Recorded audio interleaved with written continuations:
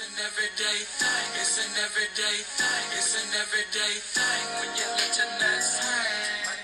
It says here, I know this is random, but my name is Blank, and I was essayed by Diddy and a friend of his on April the 15th, 1989 in DC. It has took a lot of strength for me to get to this stage of self-assurance, but I now know that I have nothing to be ashamed of. I attended Howard University the same time he was there, and I was taken advantage of after an off-campus party. I will be the first to admit that I was a bit inebriated. Diddy noticed that I was intoxicated and offered to give me a ride back to my dorm. I trusted him at the time because we were acquainted with one another because we had an economics class together. So I get in the car with him and we ended up at an apartment. He gets out and says he needed to get something and he would be right back.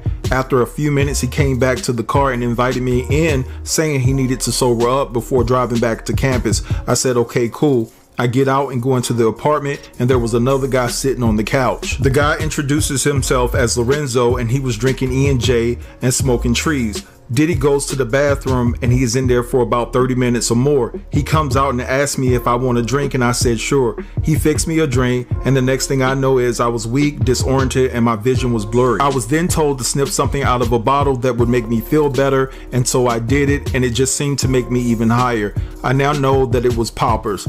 Then all I remember is both of them taking turns sticking their hot dogs in my mouth, and I'm paraphrasing, guys, and me resisting all I could, but I was just weak and flimsy, and Lorenzo had a gun. The next thing I know, they both were taking turns trying to facilitate me, and blood and mud, all right? Paraphrasing here, what looks like mud, number two, right, was everywhere. The pain of them facilitating me, and I'm paraphrasing again, still gives me anxiety to this day. Alright, so you guys just heard all of that, and I do want to protect the integrity of my platform and say that everything that I just conveyed to you is all What it do, everyday people, man? This your boy PJ. Today we back with another lit video. We back in the confessional, and yes, we staying lit, big dog.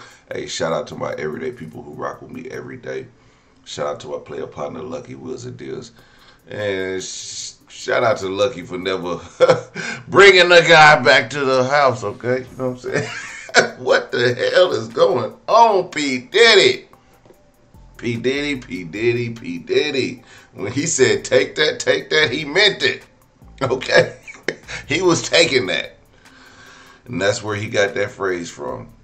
Anyway, I guess we shouldn't laugh about being R'd or SA'd, but it's kind of crazy.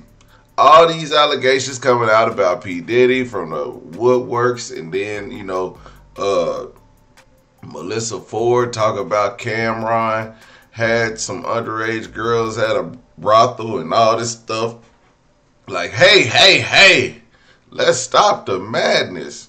Man, let me just think back on when I was in high school.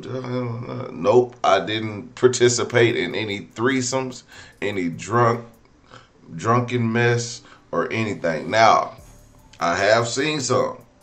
I have witnessed it, and I witnessed the girl come in the next day acting like nothing happened. Like, I just left my purse here. Like, yeah, you did.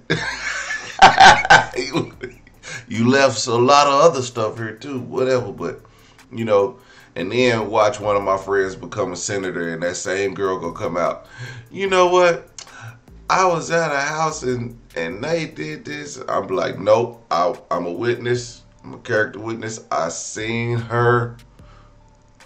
And nope, they did not take advantage of her. Anyway, y'all need more witnesses around when y'all do this type of stuff. Y'all need some people who gonna come out and be like, yeah, I seen it, but it ain't go like how she said it went. She pretty much enjoyed it. Matter of fact, she knew it was going down. You know what I'm saying? Like, we ain't talking about the people that cut off the lights and then one homeboy swing in and the other homeboy leave out. We ain't talking about them.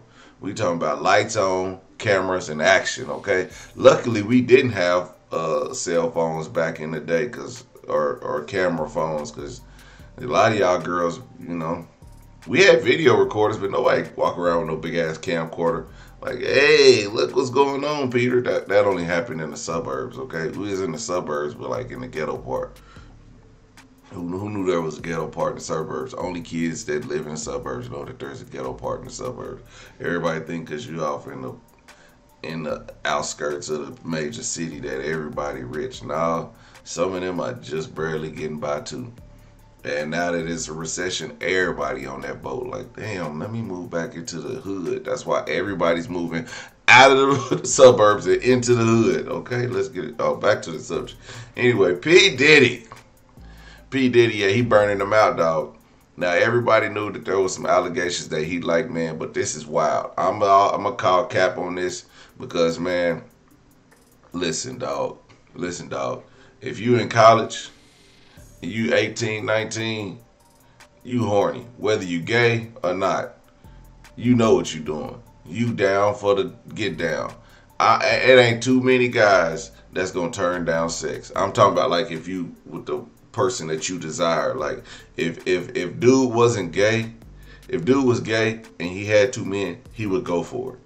If dude was straight and he had two women, he would go for it.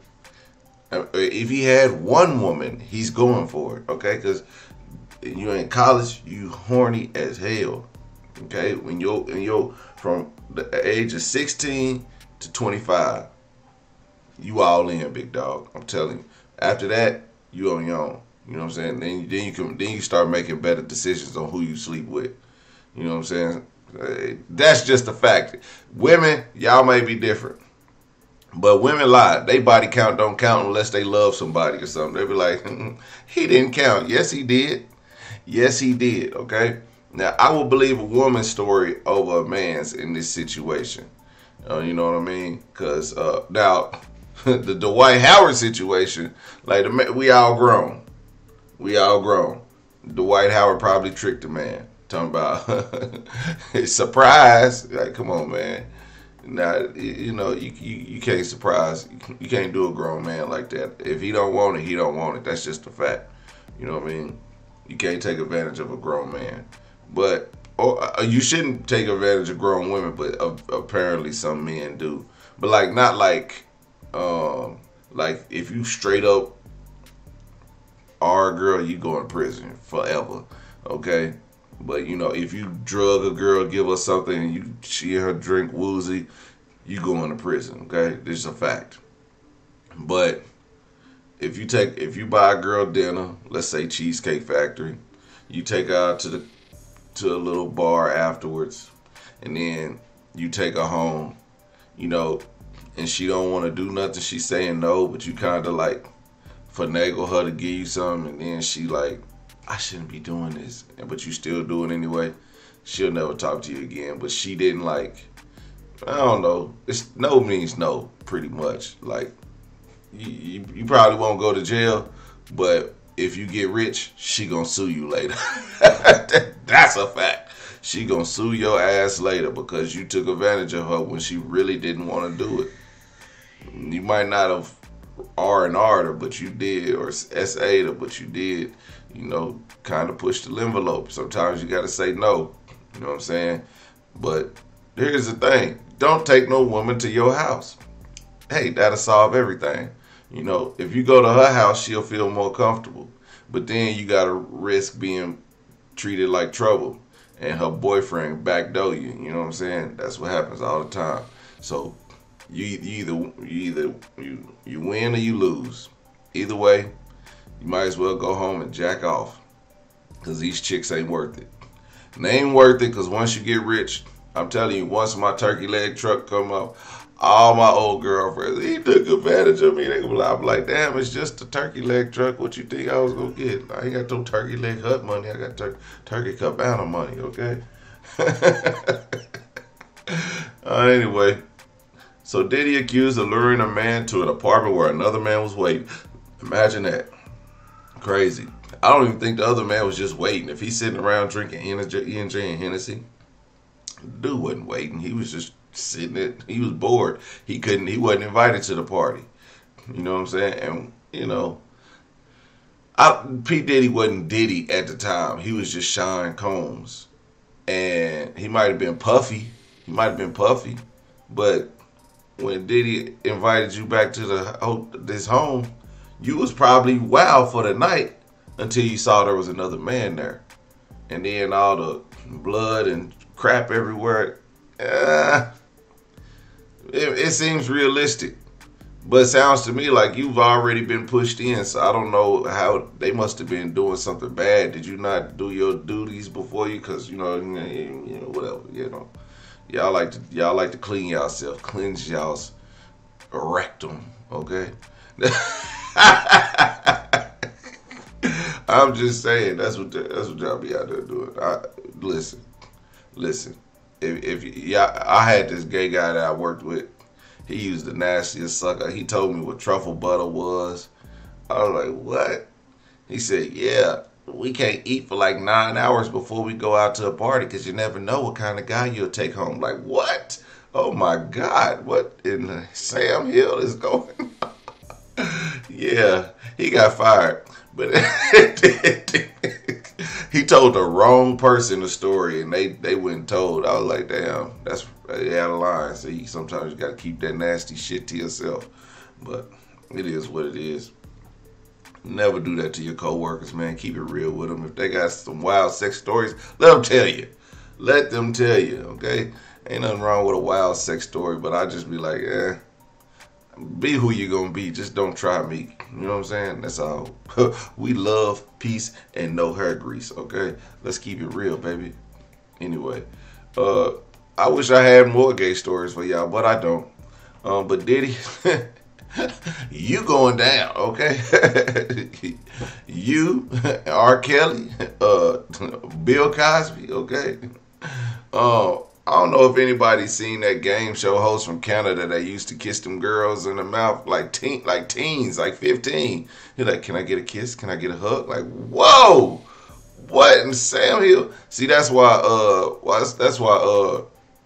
Cameron got so mad at Melissa Ford, because she want to bring up some stuff that he was a child was getting introduced to, and she was in Canada on game shows getting kissed on by a 50-year-old man.